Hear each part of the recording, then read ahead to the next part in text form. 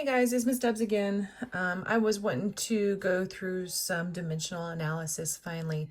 I do use a lot of weight-based medication administration in pediatrics, and I know that this can be beneficial to a lot of students to learn it. Caveat, if you are very good at math, you understand your order operations, you understand math, ignore me. Don't watch this. Go away, because this will confuse you. If you feel yourself getting lost in the problem, you forget what unit is where and you forget what you're doing, this might be for you, so listen up. All right, let's start with kind of a simple one. The order is for dopamine, 5 mics per kg per minute. The weight of your patient is 70 kilograms, and what you have on hand is 400 milligrams and 250 mLs. And you need to find mLs per hour, or in other words, how to program the pump, because our pump thinks in milliliters per hour. So first and foremost, take this and write it out here so you know what you are trying to find. And then start with one of these. I like to save time for later. I like to start with my mLs because I feel comfortable with mLs. So I'm going to put my mLs right next to this. What I have is 250 mLs, right? So 250 mLs. Now, you cannot separate these two things. They are the same thing. Just as they are mixed in a bag, you cannot take 250 away from 40 or 400. It is the same. So 250 and it has 400 milligrams. That is not saying divided by. It's saying that in this 250 milliliters, I have 400 milligrams. And with this 400 milligrams comes 250 milliliters. So let's get that straight right now. This is not a divide problem. This is saying that these two are part of each other. Okay, so there are two different methods of this. One is to throw it up and one is to throw it down. All right, so in the throw it down, you would take the top unit and throw it down to the next step. I don't like that because it actually requires you putting the milligrams on top. This is just the way my brain thinks. But if your brain thinks the other way, do it the way it makes sense for you. So for me, I like the throw it up method. So we're going to take this milligram and we are throwing it up. And we're going to figure out where else we see milligrams. But we don't. And therein lies the problem. We have, let me turn my camera. We have micrograms. So we've got to do a conversion. So I know that 1 milligram, there's my milligram, equals 1,000 micrograms. Oops, I just converted. That's awesome. So then I'm going to take this unit again and we throwing it up. And we have 5 micrograms in our order. So that's what we're putting. Now, this cannot be broken up. This has to stay together. So my 5 micrograms goes over kilograms per minute. Now you have the choice of either working with minutes or working with kilograms. For me, I think my easiest is to go for time. So I'm going to take my minutes and throw it up. How many minutes are in an hour? Because that's what I'm trying to get to. So there are 60 minutes in 1 hour. All right, I got my hour. Leave it. Found it. Good. We're done. But I still have this. I still have kg that's not solved for. So we got to figure out kg. So up here, I'm going to put my kg.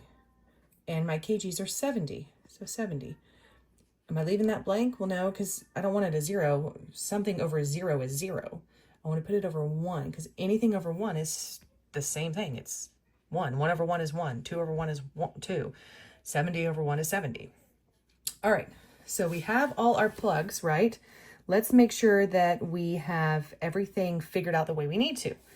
So right here, we are trying to find mLs per hour. So we have mLs here. I don't have another mL anywhere. So good. And I have hour here and I don't have another hour anywhere. So we're good. I have milligrams here and they cross out. If they're on the top and the bottom, they cross out. I have micrograms here. I have micrograms here. I have minutes here. I have minutes here. I have kilograms here. I have kilograms here. Ooh, we're good. We are only left with milliliters and hours.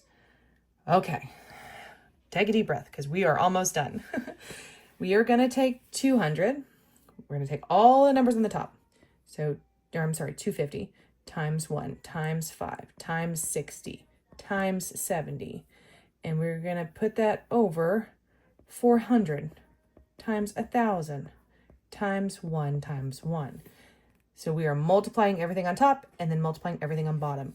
And this is what you're going to get. You are going to get 5,250,000 over 400,000. Good Lord, those are big numbers. But we're not scared of big numbers. Because we're going to take our handy dandy little calculator and we are going to divide that 5,250 or 5,250,000 by 400,000. And we are going to get 13.125.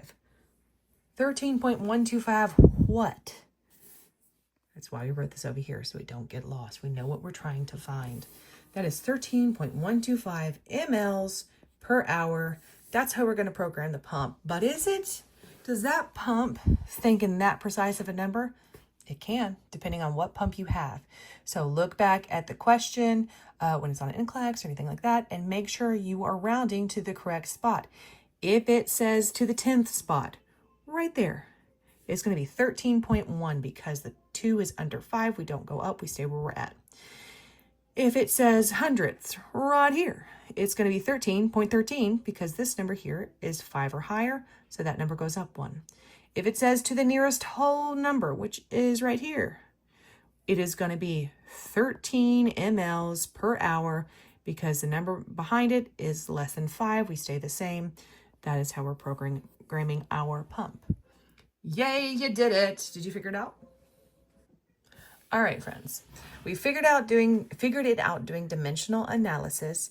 Now let's do it the way that I would do it, being that dimensional analysis makes literally 0 sense to me in the field. It just doesn't work. It might for you. My brain doesn't work that way. So what I will do is I will take that order, which is 5 mics per kg per min, and I will plug it all in. So I've got 5 mics per 70 kilograms by 60 minutes because I'm trying to get to hours, right? And I will go ahead and multiply that all out and get a basic number.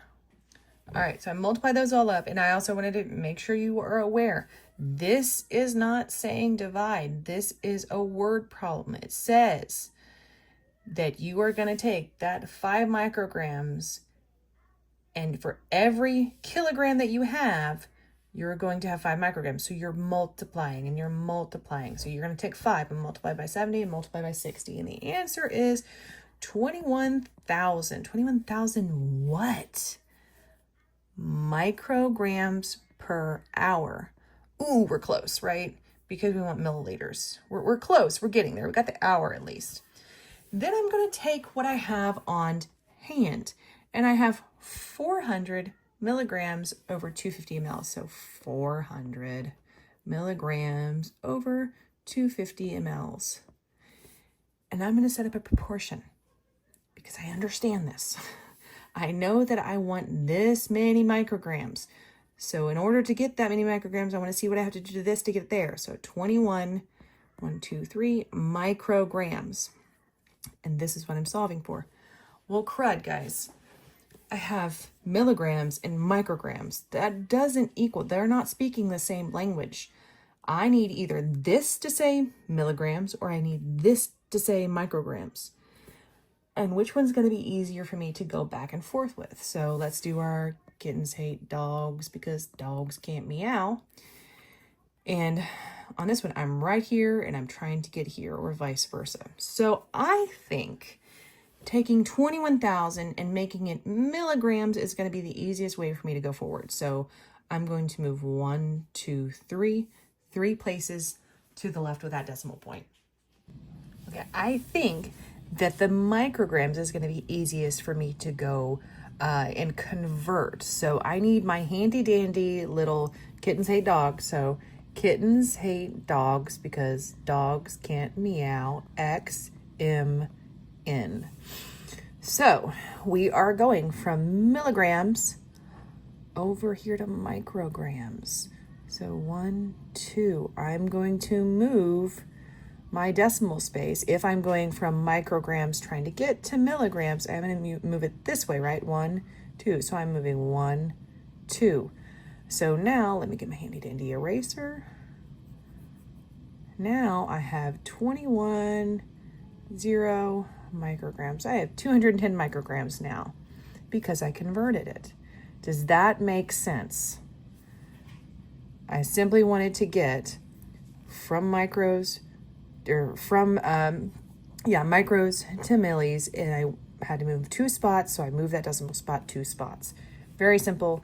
It does not change what that number means. It's the same amount. We're just going from different units. All right, so now there's a couple ways that we can do this. So this is proportionate, right? So this should equal, well, not equal, but it should make a proportionate. So I want to figure out what I need to do to this to get to this. And I know that 210 is about half of 400. So I know that I'm going to get a little over 125 because that's half of 250. But how do I get there? Well, let's cross multiply, beep, beep, and divide. So we're going to do 400 milligrams by X mLs. Remember, that's what we're trying to find. Equals 210 milligrams times 250 mLs. Hold please while I do that math. All right, so I did that math, and it is 400 milligrams times X mL equals, excuse me, 52,500. All right, the next thing I'm going to do is divide it by 400 milligrams, because again, I'm trying to get that X mL by itself to figure out X, and divide 52,500 by 400 milligrams. And let me do that math real quick. And that equals, or X mL, so I know it's mLs, equals 131.25. And remember I said that it's going to be a little over 125 because it's a little bit more than half of this, right? So 210 over X, it should be a little bit more than half of this. And that matches. Make sure you put your units. That matches. Great. Yeah, you figured it out. Now, what you can do if you are one of those, you got to check your work, and I totally get it. You can plug that number into here and see what you have to do to get the numbers back and forth. So what I mean by that is take 250 and divide it by 131.25. 250 divided by 131.25, and you'll get, for lack of, trying, 1.9. Cool. What does that mean to me? If I take 210 and multiply by 1.9, what am I going to get? It's $3.99 and some change, but you're going to get right there on 400. So you know it's right. So you can go back and forth and make sure and correct yourself. Make sure it's correct. Hope that's clear as mud. Either way you do it is not wrong. There is another way to do it, which is the desired over hand, which I kind of did that in here. This is the way that I do proportions. It's kind of a mix between desired over halved and proportions. But if you like dimensional analysis, go for it. If you like this, go for it. Know how to check yourself. Know what your units mean. Know how to go back and forth. And know where you need to round. Thanks. Bye.